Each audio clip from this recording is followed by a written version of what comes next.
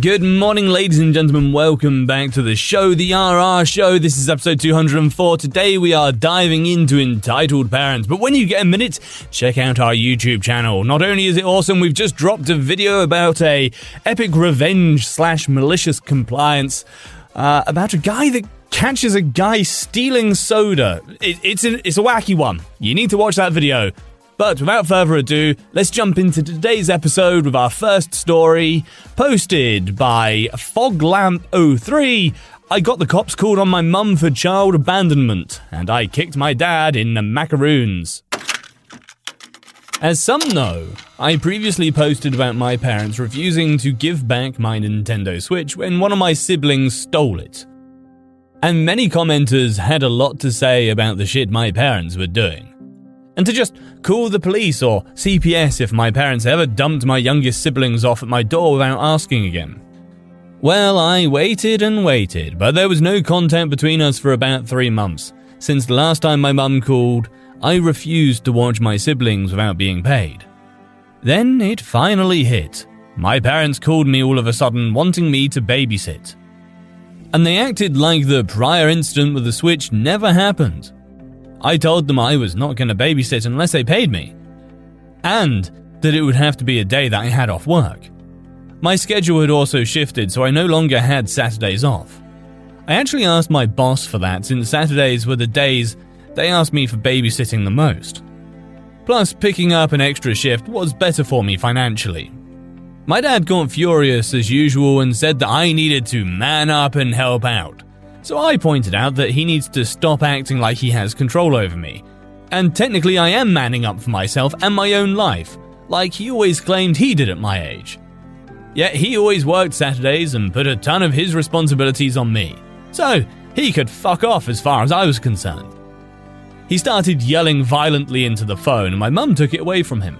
I said I could only babysit Sundays because that's my only day off. And I would only be doing it if they paid me $30 and included pre-packed lunches, dinners and snacks for my siblings. Because I wasn't going to waste my money providing food for them. That's not my job. And if they took anything from me, like my Switch was stolen last time, I would get the police involved to get it back. I saved the receipt when I bought it and documented the serial numbers, so I'd have no problem proving to the police that it's mine. My mum's bitch mode kicked in and she started swearing like a sailor that just broke a tooth in me.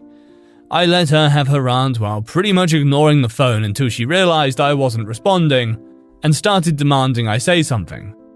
So I said that she and dad have my conditions. Sundays only, $30, pre-packed food, or you can fuck off. There was a moment of silence on the line, and then my mum went off on me again and said that my younger siblings that are 14 and 15 have had to step up because I wasn't helping anymore, and they needed a break. I laughed and said, "Oh, like how you guys gave me breaks? Like, never?" My mum tried to say that was different, and it was because I was the oldest child. I said that it wasn't different. They parentified me, and I lost out on a bunch of my childhood because of it, and now I'm living my own life without them. And they're hypocrites to act like I should step up again when I'm no longer living there and they have 2 teenagers in the house that can do everything I used to do. My mum shifted into victim mode and started saying that my teenage siblings were rebelling and not listening to them. I said their bitching and moaning wasn't my problem. They need to figure out alternative childcare. I'm too busy with having a life. My dad got back on the phone and started yelling at me some more. I just laughed at him and said he was just blowing hot air, and that he was talking but not really saying anything. My mum took the phone back and pleaded with me one more time. I reiterated Sundays only with pre-packaged food and $30, and I won't hesitate at all to call the police if any threats are made or any of my stuff gets stolen.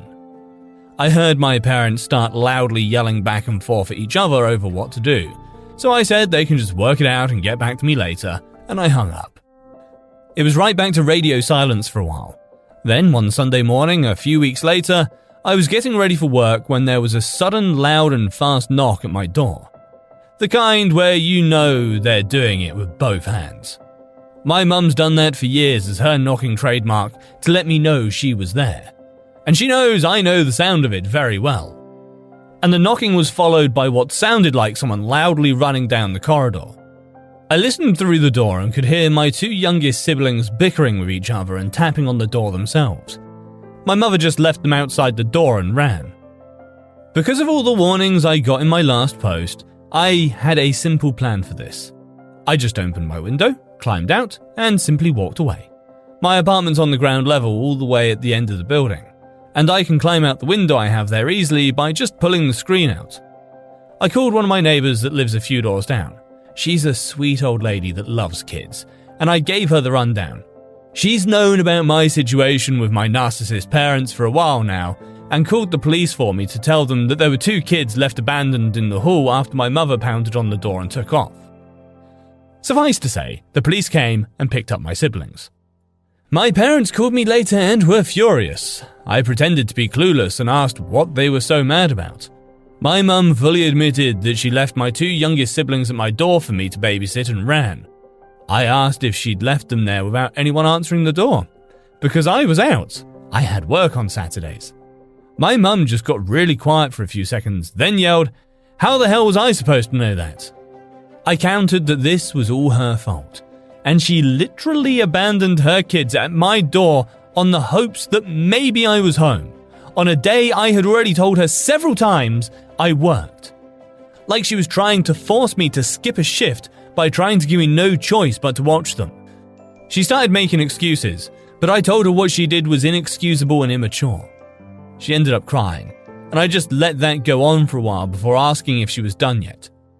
She went back into bitch mode and yelled at me that the police were charging her with child abandonment. I said that wasn't really my fault, since she left the kids in the hall.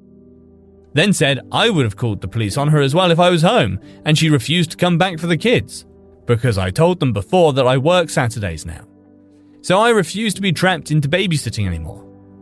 The rest of the call was some more pointless bickering on her end, and didn't really go anywhere. My mum somehow ended up getting off with just a slap on the wrist and a fine because she somehow convinced the cops that she honestly thought I was home and would babysit. Or so my next sibling said when he texted me. I don't know how much that fine was, but the fact she had to pay one should make her think twice about just leaving kids at my door and running off again. My dad wasn't charged because he was at work, and he also claimed to be unaware of her intent to leave my siblings at my door. I was told he was actually pissed at my mum for doing that. The pot and kettle situation this was had me laughing. But I guess I have to give credit to my old man, if he'd never done what my mum did. Either way, that left my mum with a police record. That's a first strike in the eyes of the law, I think. After that, things really boiled over on Thanksgiving. My parents invited me over, and I was fully expecting it to be some kind of trap. And it was. At dinner, my dad just sat at the table smoking a cigarette and acting like he was in charge. He had my mum sit me down and then said enough was enough, and that he was ending this farce. He told me that I needed to move my ass back home and pay rent to help their mortgage and bills, as well as help parent my siblings because they don't have any time to themselves anymore. And the fine my mum had to pay hit their finances hard. I just said no, plain and simple, and I kept that up no matter how much he tried to order me. He ended up getting so angry that he actually attacked me, and he's not a small man. I thankfully am not either, and I'd been hitting the gym for months and learned some amateur fighting. I had my steel-toed boots on as well, so I gave him a swift kick in the balls when he came at me, then punched him hard enough in the face that he was down on the floor in an instant.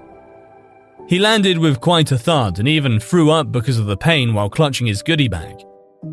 Then I told my parents that I had my phone recording in my pocket the whole time, and I could easily prove he attacked me first. My dad told me to get out of his house and never come back, and I obliged, but not before taking a turkey leg off the platter and riding home with it to eat. Since then, only my siblings have called or texted. They said I walked out like a boss and that there's now running jokes in the house about my dad's poor balls. I spent Christmas with a friend's family, and I've got a standing invite to come back for other holidays. This next story was posted by Hometown Gypsy. Stepmom asks about my tattoo, then makes it about herself. Necessary background. I, 35, lost my biological mum to drowning when I was 5. My dad raised me and my sister solo for years, but remarried when I was like 12 or 13. Stepmom, now 58, was verbally abusive, jealous of my relationship with my dad, and jealous of my closeness with any family members on my mum or my dad's side. She also hated that I refused to let her adopt me. I just never saw her as a true mum. I didn't think she liked me. She scared me more than making me feel safe or happy. And she showed blatant favoritism to her bio son because he could just run to his dad if he doesn't like it. You're stuck here. Anyway, my dad died of lung cancer in 2010.